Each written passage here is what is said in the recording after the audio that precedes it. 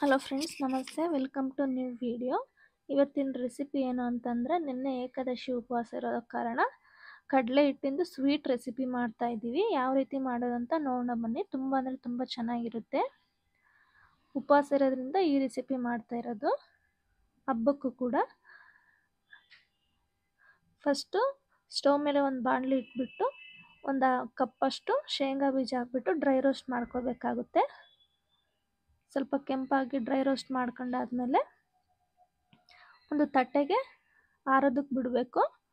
ಅದೇ ಬಾಣಲಿಗೆ ಒಂದು ಸ್ಪೂನಷ್ಟು ಬಿಳಿ ಎಳ್ಳು ಅಥವಾ ಕಪ್ಪೆಳ್ಳು ಯಾವುದಾದ್ರೂ ಸೇರಿಸ್ಕೊಳ್ಳಿ. ಅದನ್ನು ಕೂಡ ಡ್ರೈ ರೋಸ್ಟ್ ಮಾಡ್ಕೊಳ್ಳಿ.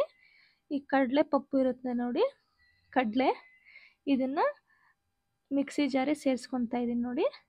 ಒಂದು ದೊಡ್ಡ ಕಪ್ ಅಳತೆಯಲ್ಲಿ ಕಡಲೆ ತೊಗೊಂಡಿದ್ದು, ಅದನ್ನು ನುಣ್ಣಗೆ ಪುಡಿ ಮಾಡ್ಕೊಂಬರ್ಬೇಕಾಗುತ್ತೆ ನೋಡಿ.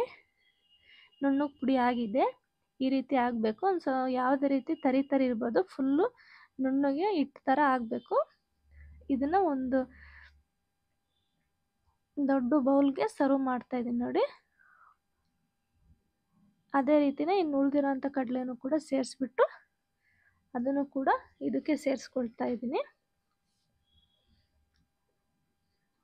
ಕಡಲೆ ನುಣ್ಣಗಾದ್ಮೇಲೆ ಶೇಂಗಾ ಬೀಜನೂ ಕೂಡ ಸಿಪ್ಪೆ ತೆಗೆದ್ಬಿಟ್ಟು ಅದನ್ನು ಕೂಡ ಮಿಕ್ಸಿಗೆ ಹಾಕೋಬೇಕಾಗುತ್ತೆ.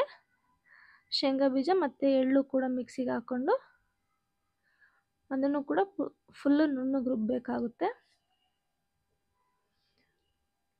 ಈ ರೀತಿ ನೋಡಿ, ಈ ರೀತಿ ನುಣ್ಣಗಾದ್ಮೇಲೆ ಈ ಕಡಲೆ ಹಿಟ್ಟನ್ನು ರುಬ್ಕೊಂಡಿದ್ವಲ್ಲ, ಅದೇ ಹಿಟ್ಟಿಗೆನೆ ಸೇರಿಸಿ ಒಂದ್ಸಲ ಚೆನ್ನಾಗಿ ಮಿಕ್ಸ್ ಮಾಡ್ಕೊಳ್ತಾ ಇದ್ದೀನಿ ನೋಡಿ.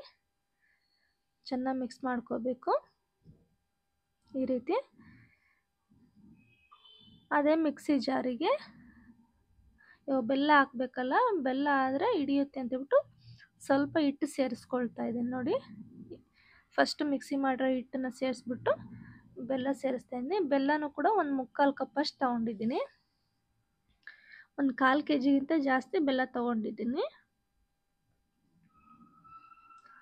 ಬೆಲ್ಲ ಹಾಕ್ಬಿಟ್ಟು ಮೇಲೆ ಸ್ವಲ್ಪ ಹಿಟ್ಟು ಉದುರಿಸಿ ಮಿಕ್ಸಿ ಜಾರಿಗೆ ಮುಚ್ಚಳ ಮುಚ್ಚಿ ಇದನ್ನು ಕೂಡ ಫುಲ್ ನುಣ್ಣಗೆ ರುಬ್ಕೊಂಬರ್ಬೇಕಾಗುತ್ತೆ. ಈ ರೀತಿ ಫುಲ್ಲು ಪುಡಿ ಪುಡಿ ಆದಮೇಲೆ ಸ್ವಲ್ಪ ನುಣ್ಣಗಾಗಿರೋ ಬೆಲ್ಲನ ಸಪ್ರೇಟಾಗಿ ಇಡ್ತಾ ಇದ್ದೀನಿ ನೋಡಿ. ಆರಿಸ್ಬಿಟ್ಟು ಎಲ್ಲ ಬೆಲ್ಲ ಮತ್ತು ಕಡಲೆ ಹಿಟ್ಟೆಲ್ಲ ಪುಡಿ ಆಗಿರೋದನ್ನ ಇದಕ್ಕೆ ಮಿಕ್ಸ್ ಮಾಡ್ಕೊಳ್ತಾ ಇದ್ದೀನಿ ನೋಡಿ. ಸಣ್ಣ ಸಣ್ಣ ಬೆಲ್ಲ ಇದ್ದರೆ ಈ ರೀತಿ ಕೈಯಲ್ಲೇ ಹಿಚುಕ್ಬೇಕಾಗುತ್ತೆ.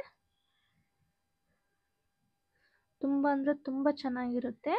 ಇದಕ್ಕೆ ಹಾಲು ಬೇಕಿದ್ರೆ ಬಿಸಿ ಹಾಲು ಅಥವಾ ತುಪ್ಪ, ಒಂದು ಸ್ವಲ್ಪ ತೆಂಗಿನಕಾಯಿ ತುರಿ ತುಪ್ಪ ಹಾಕೊಂಡು ತಿಂದರೆ ತುಂಬ ಚೆನ್ನಾಗಿರುತ್ತೆ ನೋಡಿ. ಬೆಲ್ಲನೂ ಕೂಡ ಮಿಕ್ಸಿಗೆ ಹಾಕೊಂಬಂದ್ವಲ್ಲ, ಅದನ್ನು ಹಾಕ್ಬಿಟ್ಟು ಚೆನ್ನಾಗಿ ಮಿಕ್ಸ್ ಮಾಡ್ಕೋಬೇಕು. ಚೆನ್ನಾಗಿ ಮಿಕ್ಸ್ ಮಾಡ್ಕೊಂಡ್ಮೇಲೆ ಇದಕ್ಕೆ ಏಲಕ್ಕಿ ಪುಡಿ ಬೇಕಿದ್ರೆ ಸೇರಿಸ್ಕೋಬೇಕಾಗುತ್ತೆ. ಇಷ್ಟೇ ಇದು. ನೀವು ಟ್ರೈ ಮಾಡಿ ಹೆಂಗೆ ಬಂತು ಅಂತೇಳ್ಬಿಟ್ಟು ಕಮೆಂಟಲ್ಲಿ ತಿಳಿಸಿ. ಐ ಹೋಪ್ ನಿಮ್ಗೆ ವಿಡಿಯೋ ಇಷ್ಟ ಆಗಿದೆ ಅಂದ್ಕೊತೀನಿ.